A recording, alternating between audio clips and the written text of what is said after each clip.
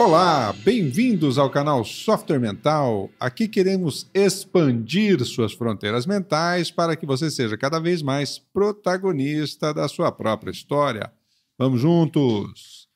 O tema de hoje é um livro que eu vou conversar aqui dentro da série Nepotismo com a minha irmã, outra irmã, a Ivelise Vicenzi. Eu já conversei aqui com a Silmara Vicenzi, já conversei com a minha sobrinha, Tenille Vicenzi, e agora estou aqui com a minha outra irmã, Ivelise Vicenzi. Ô, Ive, isso aqui é praticamente um programa nepótico, né? E tão à vontade que estamos aqui tomando um café, inclusive. Com certeza, é um encontro de irmãos, literalmente. Show de bola! Lembrando que contamos com o patrocínio e apoio técnico da Atena Mídia. A Ivelise Vicenzi é bióloga com especialista em gestão e engenharia ambiental, pesquisadora do comportamento humano há mais de 2 décadas, realizou a revisão de dezenas de originais de livros e ela é revisora, organizadora e coautora do livro Ectoplasma, Panorama Contemporâneo das Pesquisas sobre a Ectoplasmia. Em um outro programa a gente vai voltar a conversar sobre esse tema do livro que ela atua mais diretamente, mas hoje aqui a gente vai conversar sobre um outro livro, que é um livro que realiza a conexão entre o cérebro e o processo emocional. O livro que a gente vai conversar aqui com a Ive hoje aqui é O Cérebro Emocional, os misteriosos alicerces da vida emocional, do Joseph Ledoux. Esse livro é um livro da década de 90, né, Ive? A primeira edição dele, né? A primeira edição foi em 1996 e em português, né? Eu pelo menos só tive acesso já à segunda edição, que foi de 1998. 98. Então... E o que te chamou a atenção nesse livro aí, Ive? Olha, quando eu li o livro, a coisa que mais me chamou a atenção foi que, embora o objetivo do autor fosse estudar os circuitos de sobrevivência, né, luta e fuga, que na verdade não são circuitos emocionais, mas ele também trouxe os impactos, né, que esses circuitos de sobrevivência causam nas emoções, principalmente ansiedade e medo. Uhum. E o legal desse livro é que o autor, ele é, na verdade, administrador de empresas. Mas ele fez toda a parte dele do mestrado e do doutorado dele voltado mais para a neurociência, né? O cérebro chamou muito a atenção dele, tanto é que na década de 70, quando ele fez o doutorado dele, ele começou a estudar o cérebro, mas naquela época, imagina, em 70, assim, as pesquisas sobre o cérebro ainda eram muito incipientes. Muito precárias, né? Muito precárias. Estavam no início, aí, principalmente no uso de equipamentos de ressonância magnética, por exemplo, ainda estava muito no começo. Pois é, então aí, por essa dificuldade, ele começou a estudar o cérebro de roedores, para tentar entender esse mecanismo. Então, o objetivo dele, na verdade, era justamente acompanhar esse fluxo de informações, né, provocada pelos estímulos, como que eles chegam até o cérebro, como que o cérebro faz esse controle dessas reações comportamentais em função desses estímulos, né? E aí ele mapeou isso que ocorria dentro da amígdala, ou seja, ele conseguiu delimitar uma área do cérebro onde isso ocorria. E a partir disso, então, essas descobertas dele nos ajudaram muito a entender um pouco, por exemplo, o transtorno de ansiedade em humanos, assim, para a gente entender como é que funciona. Então, a gente sempre acha que as emoções, elas são uma criação puramente cognitiva. Elas são cognitivas, mas elas vêm, né, de uma demanda que foi um estímulo que foi sensorial. Sensorial, sem dúvida. Então, assim, deixa uma marca no cérebro. Então, para mudar um comportamento, a pessoa tem que mudar a fisiologia do seu cérebro. Isso é bem interessante a gente pensar, né? Esse livro, particularmente, é um livro que eu gosto muito, porque foi um livro base que eu utilizei para escrever o meu livro, né? O Coragem para Evoluir.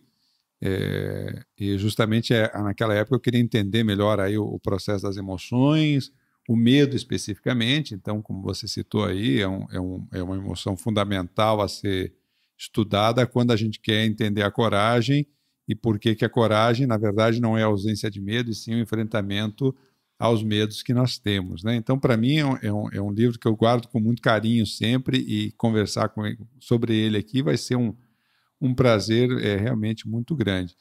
O Ive, você está falando, então, desse caminho da pesquisa aí do Ledoux sobre o rastreamento do processo de luta e fuga, que acabou considerando aí, então muito o estudo do medo. E aí você falou da ansiedade, que é de fato um distúrbio do medo, né?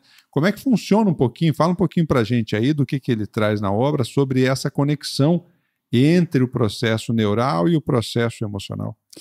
Então, o interessante da gente perceber é que, no caso, o processo do estímulo, né, o estímulo vai gerar uma sensação, né? Então, por exemplo, eu recebo um estímulo, tenho uma sensação. Qual seria? Sei lá, taquicardia, sudorese fria, palidez, e aí a pessoa vai ter uma percepção daquilo, ou seja, uma interpretação cognitiva para dar aquilo um significado, que é a percepção.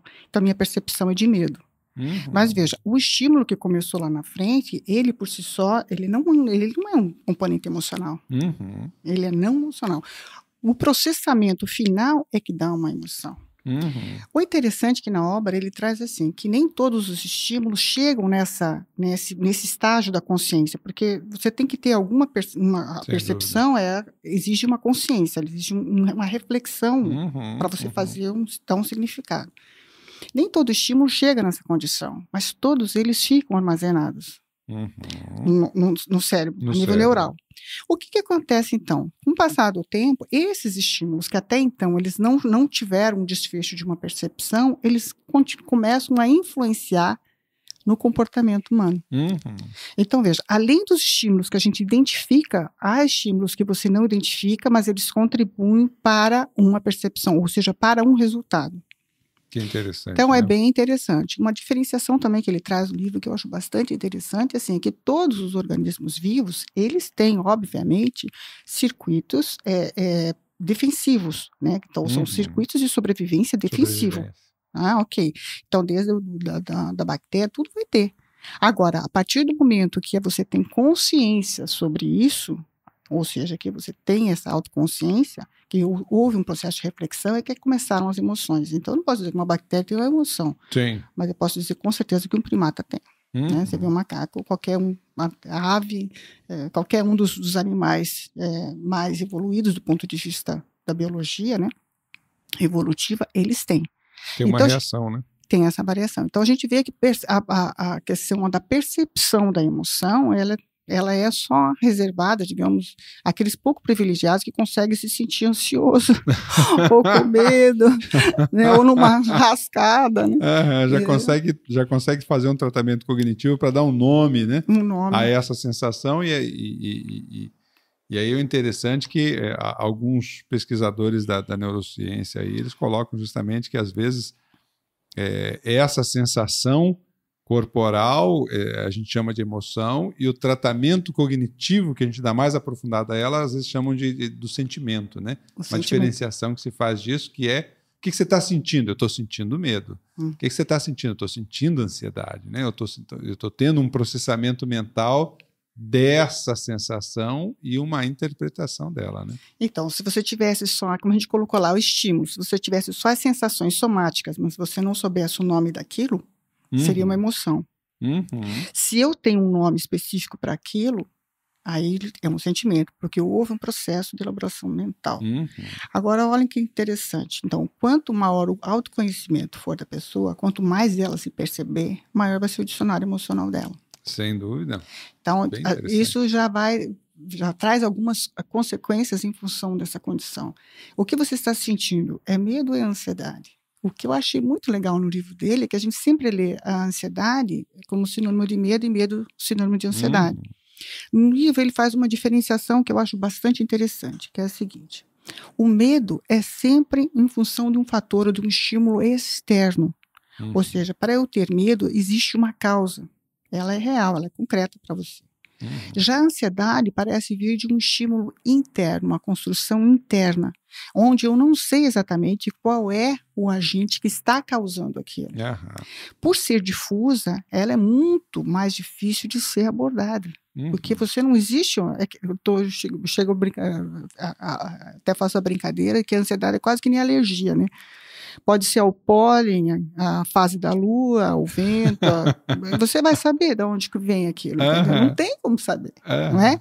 Então, a ansiedade, pode ter vários gatilhos, doentios, é muito mais difícil. É uma alergia emocional, né? A tal da ansiedade, hoje tão comum.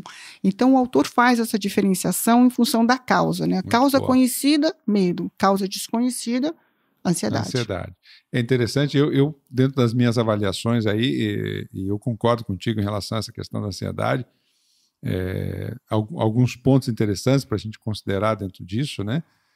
O primeiro deles é que a ansiedade não diz respeito ao tempo presente. Não estamos no aqui e agora, né? Quando estamos de fato no aqui e agora, aquele estado de presença, a ansiedade ela não está. Quando a nossa mente está de fato no momento presente, a ansiedade não está. Quando a gente sai do momento presente, seja para o passado ou seja para o futuro, aí a bichinha aparece para fazer o seu trabalho, né? Ou seja, para nos dar trabalho em relação às nossas reações aí emocionais a essa memória ou essa vamos dizer assim, leitura de uma expectativa futura, né? Até na obra ele coloca lá as emoções que são próximas, né, no trabalho de um outro autor, e ele coloca bem isso, né, que então essas emoções, ele apresenta 8 emoções, as 8 emoções básicas, e quanto mais distante elas estão a agir, mais tendência a dar conflito. Então, realmente, o medo e a expectativa gera ansiedade. Então, a ansiedade poderia ser esse medo de que as nossas expectativas não se cumpram. Não se cumpram, né? Não se viabilizam. Sem dúvida. Dentro dessa lógica, a gente até pode dizer que a ansiedade, então, na verdade, é quase como se fosse assim, a gente quer sabotar o futuro, né? Quer dizer, se eu me preocupar muito hoje, quem sabe eu consiga mudar o futuro, né? O resultado que eu teria lá na frente, o que é absolutamente inviável. E o mais interessante também que eu achei é que, por exemplo, o medo e a ansiedade, elas não são biologicamente unidas. Elas não são. Agora, a interpretação que a gente dá é porque as sensações são muito parecidas. Entende? Então, o ataque cardíaco, sudorese e tal, ela é comum aos dois. Certo. E a partir disso você coloca, por isso que a gente costuma colocar até quase como sinônimos, porque as sensações físicas, fisiológicas, são semelhantes. Sim. E aí o cognitivo da gente já vai na esteira. Generaliza como uma forma de encurtar o caminho. De encurtar o atalho, né? Até porque o nosso cérebro, no livro, ele colocou uma passagem bem interessante colocou uma gaveta cheia de meias e pediu para as mulheres selecionarem as meias que elas achavam mais interessantes. E pega, e alisa. Eu prefiro essa e essa. Mas por que você preferiu essa? Porque ela é mais delicada ao tato, porque ela tem mais sedosidade, né? Só que todas as meias eram absolutamente iguais. Mas nenhuma percebeu isso. Então, o que eles perceberam? Que quando a gente não encontra nenhum estímulo real e tal, a gente cria uma hipótese, um argumento para justificar uma escolha, né? Então, ele falou que se o cérebro fosse uma máquina formal de lógica, seria bastante deficiente, não é isso? Às vezes a gente não é nem lógico, e outras vezes nem racional, ele coloca, né? Como você, por exemplo, entrar contra um equipamento que você comprou que apresente defeito, mas assim, o valor do reembolso é tão ridículo que às vezes você gasta muito mais no processo do que na devolução. Isso não tem nem lógica, gente, é até irracional. Assim, cara, mas a troco do que você vai fazer isso, né? Então, para a gente ver como a nossa mente prega peças, o nosso cérebro, ele não admite lacunas. Quando tem uma lacuna, ele preenche.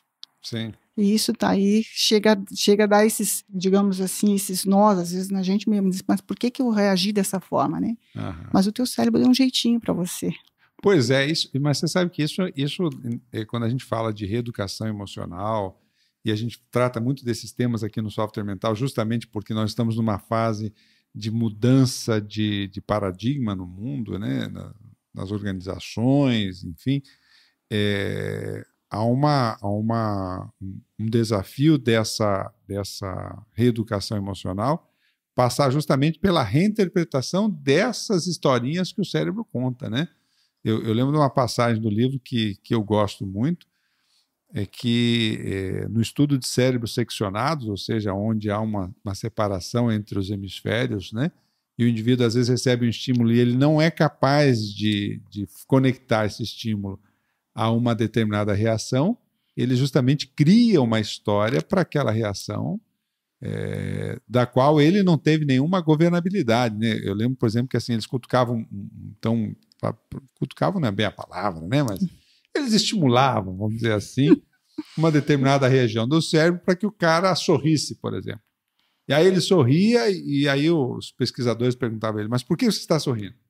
Aí a primeira vez o cara não sabia explicar, ele dizia, porque você é engraçado, porque essa situação aqui é engraçada. Ele tentava arranjar uma explicação que, na verdade, foi um estímulo neurológico que ele recebeu para provocar o riso, né? Então, justamente essa necessidade humana de fazer do mundo uma história coerente que faz com que a gente preencha essas ditas lacunas aí, né? Tem um outro experimento também que ele traz no livro de uma pessoa que perdeu, então, por um problema mental, perdeu a capacidade de ter memórias. Então, a pessoa não armazena, ela não forma a memória. Uhum. Aí ela vai no médico, o médico espeta ela com uma agulha. E ela não gostou, sentiu dor. Na segunda vez, no segundo dia, ela vai lá, ela já não lembra mais nem do médico, nem da consulta, nada, porque ela não forma. Ela não apertou a mão do médico com medo de levar. Uhum. Então, assim, por mais que ela não lembre nada daquilo, o comportamento, a reação dela já previa isso, para a gente ver como o cérebro ele tem uma função muito importante no nosso comportamento. E se a gente quiser mudar o comportamento, é preciso fazer uma mudança neural. Uhum. E isso não é uma coisa simples. Sem dúvida. Não é para a gente desistir também, eu não vou mudar nada na minha personalidade, mas nesse mundo hoje que exige muita mudança, é bom lembrar que a mudança biológica ocorre num tempo muito, mas muito maior do que a mudança social. Então, hoje a gente exige que as pessoas tenham uma flexibilidade ou reações que o nosso cérebro ainda não comporta, porque a evolução dele ainda não conseguiu deixá-lo, digamos assim, no ponto em que a mudança social já exige. E isso nos gera conflito, angústia, ansiedade nas pessoas, o medo de não ser suficiente para conseguir dar essa virada.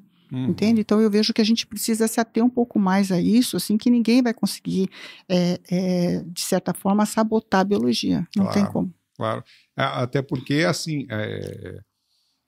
dentro desse funcionamento do cérebro de tentar preservar a nossa vida, a reação emocional, como você bem citou aí, né, sensorial, e num primeiro momento ela é imediata, e para você evitar essa reação, você precisa de refazer com profundidade essa sua relação com o fato gerador, para que o seu cérebro, então, passe, de fato, a admitir uma nova rotina e um novo subproduto, que é o seu comportamento, diferente daquele que você tinha antes, né? Então, vamos pensar assim, para você mudar, então, esse comportamento, você teria que ter acesso a uma área que fica entre o psíquico e o neural. Mas que a gente não tem acesso, porque as emoções, via de regra, elas são inconscientes. Aliás, o inconsciente é a regra na biologia, não é a exceção. E às vezes a gente esquece disso e cobra do corpo da gente uma agilidade, como se a gente não mudasse porque você não quer, porque você não se empenhou o suficiente. Não, é porque existe um trabalho bem sério para que você mude esse componente, essa relação, né, entre o seu córtex e a tal da amígdala, né? Então, eu sempre brinco, você está com algum problema emocional? Não, eu estou com um problema de comunicação entre meu córtex, só é minha amígdala. Problema nenhum. Fora isso, né? Fora isso, problema nenhum. E essa amígdala que você está falando aqui é a cerebral, né, Ive? Não é a amígdala da garganta. Antes que alguém pense aí que nós estamos falando que é uma comunicação da garganta com o córtex. Se fosse da garganta, era bem mais fácil, né? Basta ir no otorrino, corta esse negócio aí, tô resolvido. Já está resolvido. Tá resolvido, mas não é bem assim, não. Infelizmente, está lá dentro, né? Assim, ainda uma área muito, muito bem escondida, muito bem preservada, né?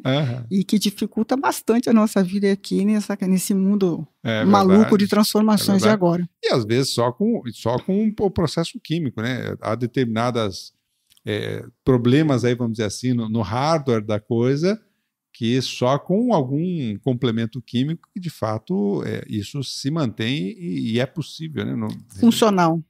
tornar de novo o hardware funcional aí suficiente para que o software flua de uma maneira mais fácil. Com certeza absoluta. Então, assim, ó, uma das coisas que também está dentro do livro, e que é bem, passagens que são bem interessantes, é a gente pensar assim, que em função da sua genética, das suas histórias pregressas, né, das suas experiências passadas, você vai reagir a um estímulo de uma forma totalmente diferente do que outra pessoa. Então, por exemplo, numa situação de estresse profundo, seja no ambiente de trabalho ou na vida pessoal, uma pessoa às vezes vai passar por aquilo como se fosse um dia ruim na sua vida, e para o outro vai ficar com estresse pós-traumático, tendo que tomar medicação, auxiliar, porque o nível de ansiedade dele é profundo. Então, veja, a experiência foi a mesma, a reação foi totalmente diferente de um do outro. E isso tem a ver com a questão genética, tem a ver com a questão do histórico de vida da pessoa. Então, a gente não pode... por isso que eu falo, a generalização, toda generalização ela é pobre, né? A gente não pode generalizar em função dessas diferenças que são individuais, são personalíssimas, não tem como uma pessoa sentir igual a outra.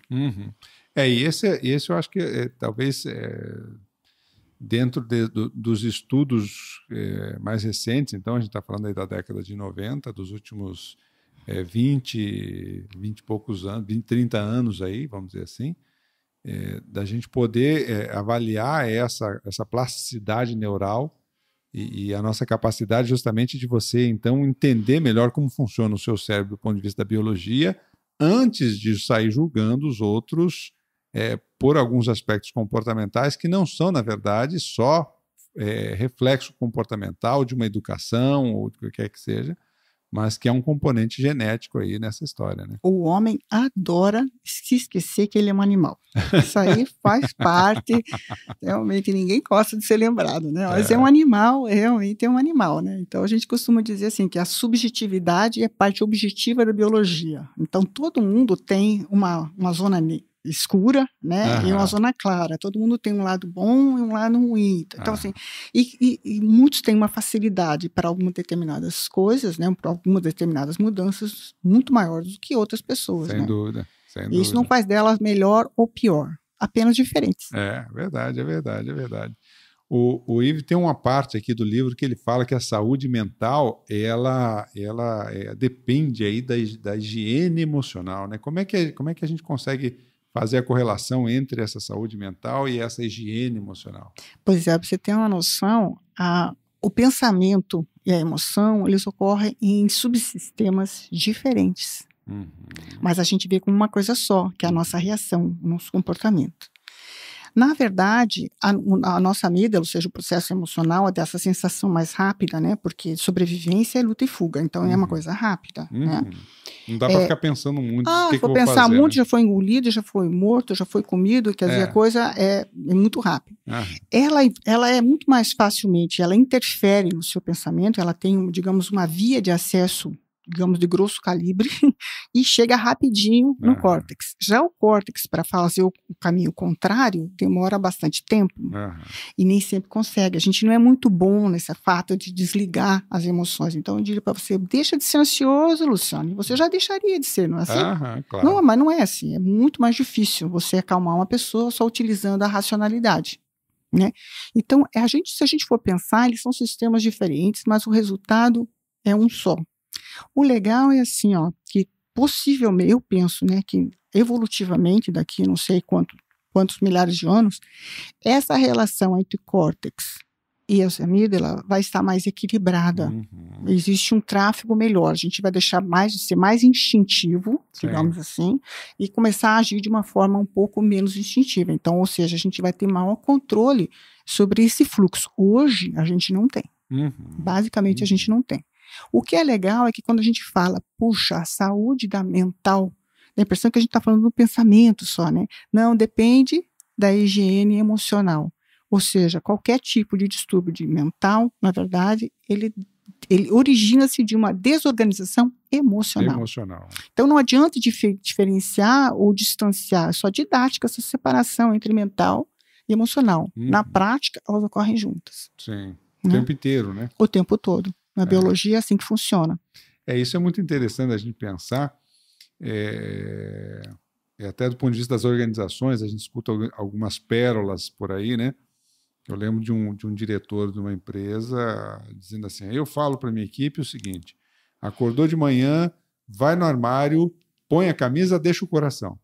E vem trabalhar com a sua racionalidade. Né? Então, aí você escuta uma pérola dessa assim, rapaz, em que mundo você vive, né? Em que mundo você vive. E sem falar que se a gente for pensar, ó, o mais interessante de a gente, às vezes, pensar em trabalhar em equipe é porque justamente as pessoas pensam diferente porque elas sentem de forma diferente. Lembra que a gente falou lá do estímulo que para um não é só um dia ruim e para outro é um estresse pós-traumático, né? Vai gerar um estresse pós-traumático.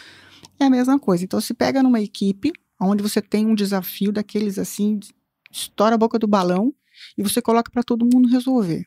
Um vai funcionar mais devagar, mas vai processar, porque ele está usando a linha, digamos, da amígdala, que a gente chama lenta. Então, ele vai processar bastante informação, fazer um planejamento e tal. Já o outro vai ter uma ideia que pega a via rápida, né? Ou seja, rapidamente, o que nós vamos fazer? Primeiro vamos fazer isso, isso, isso. Já aquele que processou lentamente vai entrar naquele segundo momento. Então, a partir disso, você tem um planejamento completo, né, bem organizado, onde você agiu de forma rápida, porque tem pessoas que funcionam muito bem sob pressão, e vai ter aquela continuidade, uma manutenção com aqueles que pensam de forma mais demorada, porém mais planejada. Esse seria o BRAD psíquico, o TAC psíquico que normalmente se fala, por exemplo, por aí? Sim, poderia se enquadrar nessa teoria. Então, assim, o BRAD psíquico é o pensamento lento, o TAC psíquico é o pensamento rápido, fluxo de pensamento rápido. Curso de pensamento rápido. Mas, na verdade, assim, ó, todos nós temos os dois pensamentos.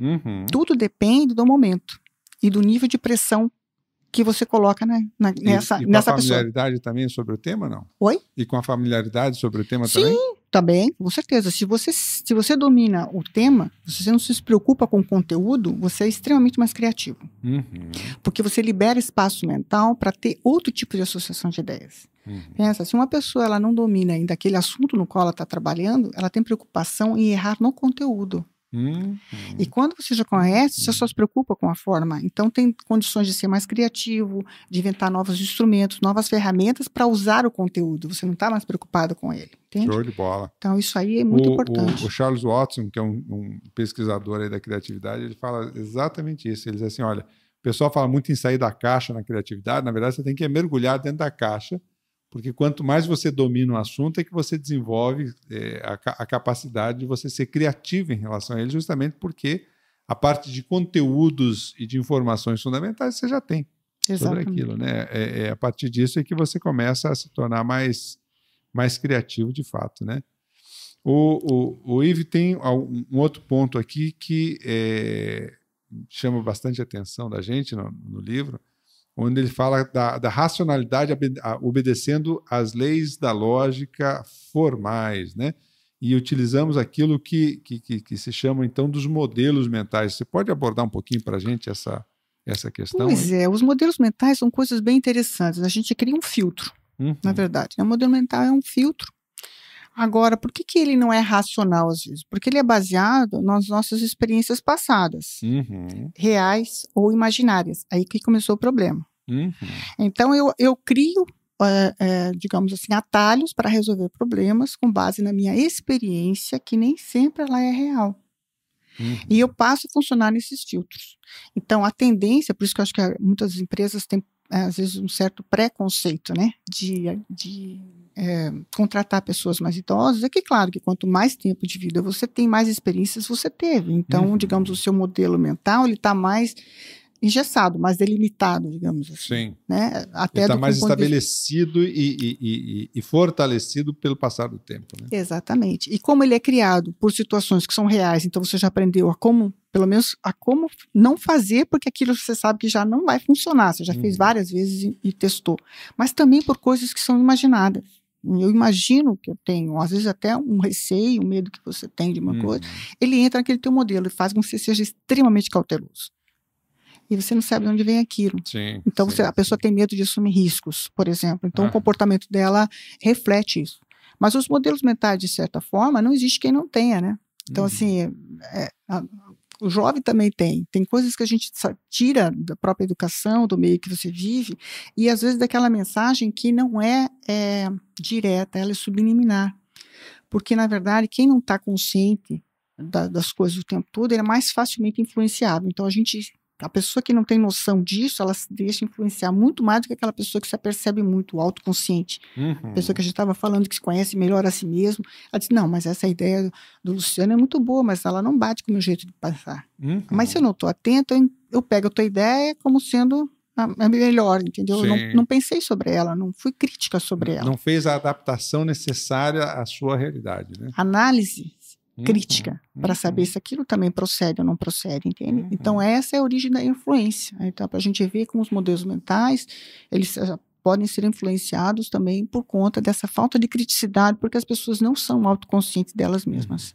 Isso é uma coisa muito interessante a gente pensar. Eu lembro, tem uma passagem no livro que o Ledoux ele fala justamente dessa extrema subjetividade que nós temos, né? Então, a gente convencionou chamar, por exemplo, determinada cor de vermelho, mas a gente nunca sabe se o meu vermelho é igual ao seu vermelho.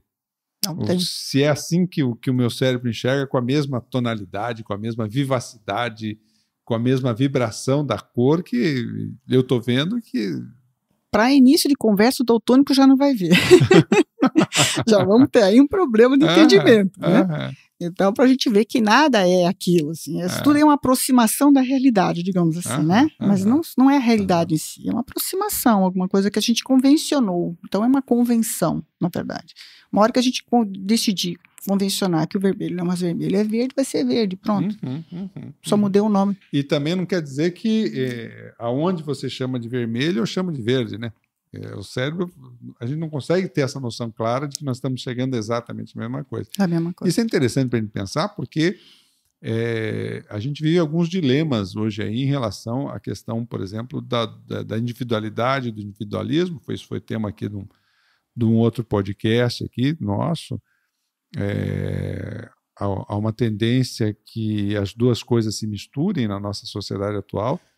Ora, o indivíduo ele começa a perceber mais individualidade, que está ligada a essa subjetividade, essa análise crítica, esse autoconhecimento, esse aprofundamento da percepção pessoal, com uma questão do individualismo, que aí já é uma interpretação de uma situação na qual o indivíduo escolhe um comportamento moral voltado para beneficiar apenas a si mesmo.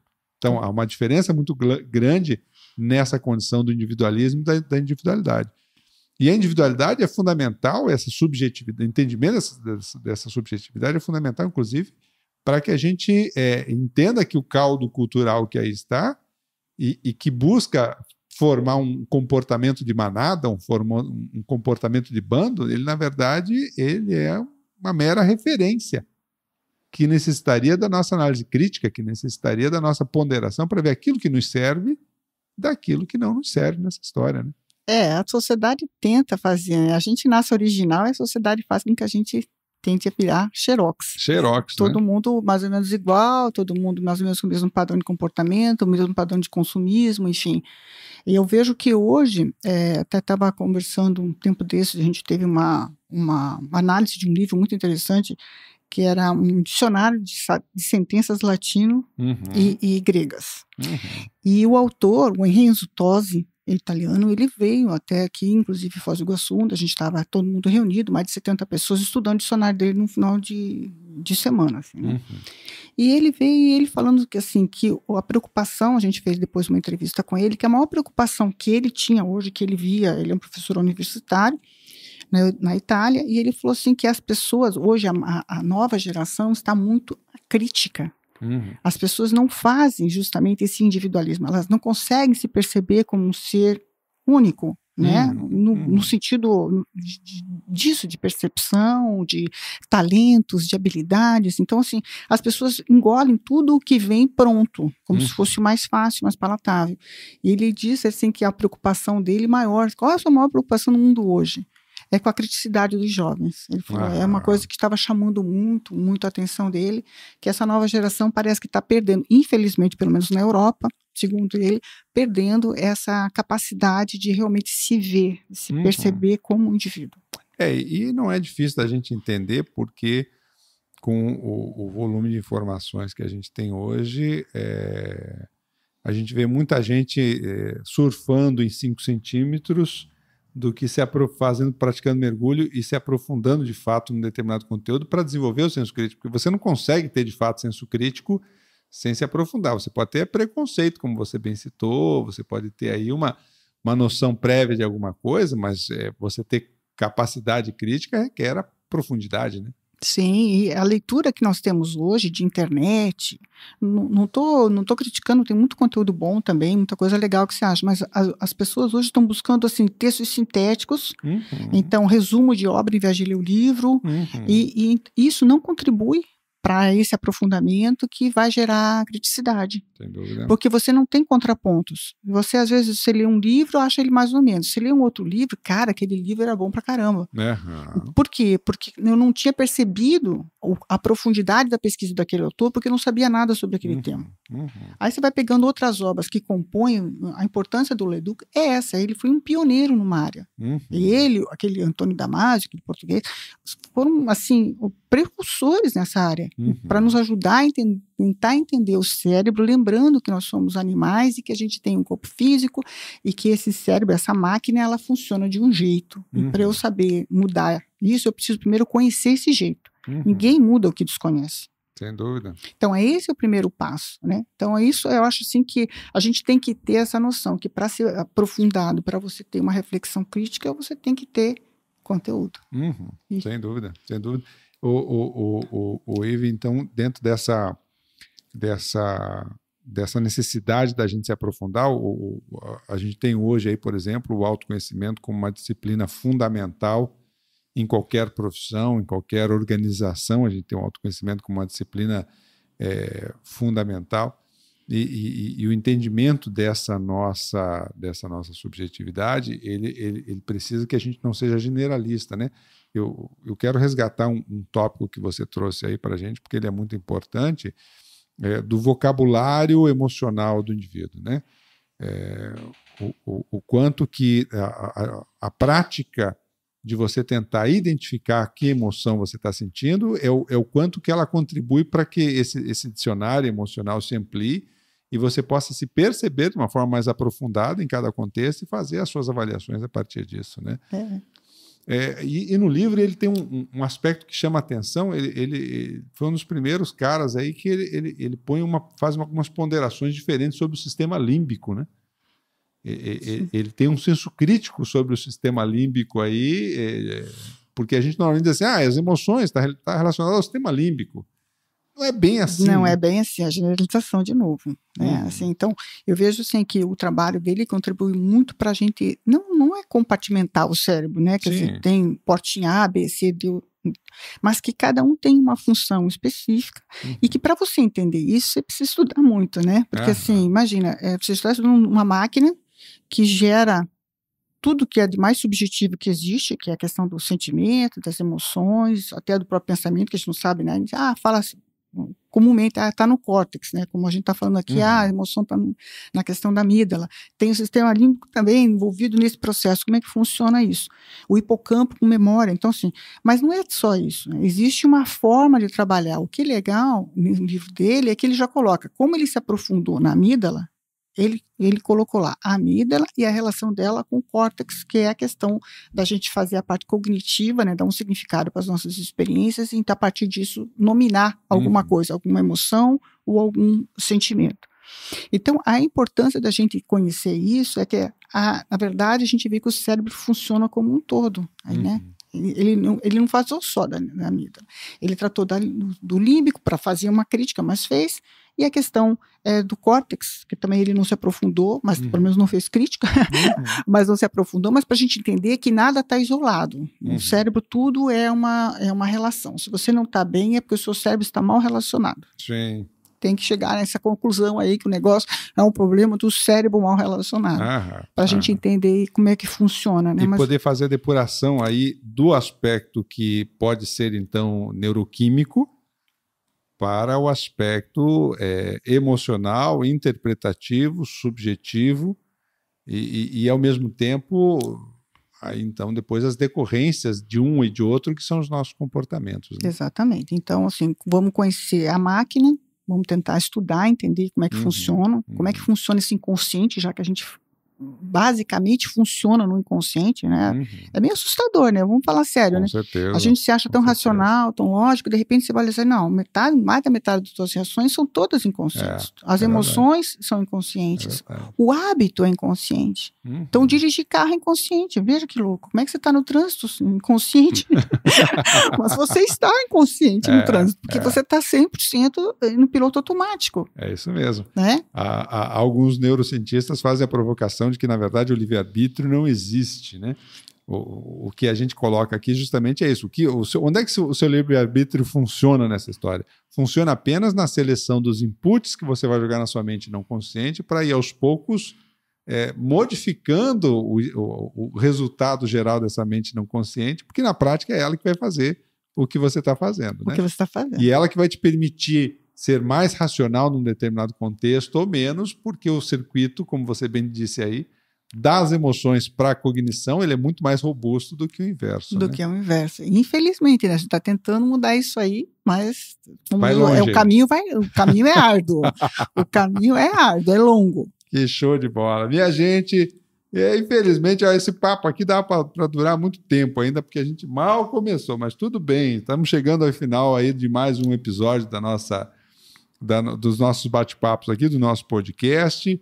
E foi um prazer muito grande te receber aqui. Eu já te adianto que vou te convidar outras vezes aqui para a gente conversar, ou continuar essa conversa aqui do Joseph Ledoux, do Cérebro Emocional, ou a gente conversar sobre outras obras que nos permitam fazer uma avaliação um pouco mais criteriosa da complexidade do que nós somos, né? Com certeza, somos muito complexos. Agradeço muito o teu convite, participação. Adoro falar de livros, ainda mais de livros bem escritos, né? Eu sempre digo que não existe livro inútil, né? Porque se ele te permitir uma reflexão para achar que aquilo foi muito ruim, é sinal que já cumpriu o seu papel, né? Mas esse do Leduc é ótimo, realmente vale a pena a leitura. Procure em sebo, porque ele não existe para vender. Infelizmente está esgotado há muitos anos. Verdade. Mas vamos fazer um esforço aí para ler o livro e em alguma outra oportunidade, nos próximos encontros, a gente sempre vai estar falando de alguma coisa interessante sobre Show de bola. Autoconhecimento. Show de bola, gente. Fico bem feliz aqui. Então, a gente vamos chegando aí ao final de mais um episódio do nosso podcast. Por que tratamos desses temas aqui no canal Software Mental? Porque confiamos que o mundo é um cenário de oportunidades para quem expande as suas fronteiras mentais. E você merece aproveitar essas oportunidades. Siga o nosso canal, convide alguém que você acha que possa se beneficiar com essas ideias, entre lá no nosso canal do YouTube, curta e entre lá no nosso site, existem lá uma série de artigos e podcasts para vocês. Sigam a gente nas redes sociais, também estamos sempre postando conteúdos, inclusive em breve devemos entrar com alguns conteúdos aí do Ledoux nas nossas redes sociais, trazendo pequenas pílulas de conhecimento aí sobre essa nossa subjetividade e sobre dessa nossa interminável tarefa de reeducação emocional. Gente, um abraço e até o próximo episódio. Tchau!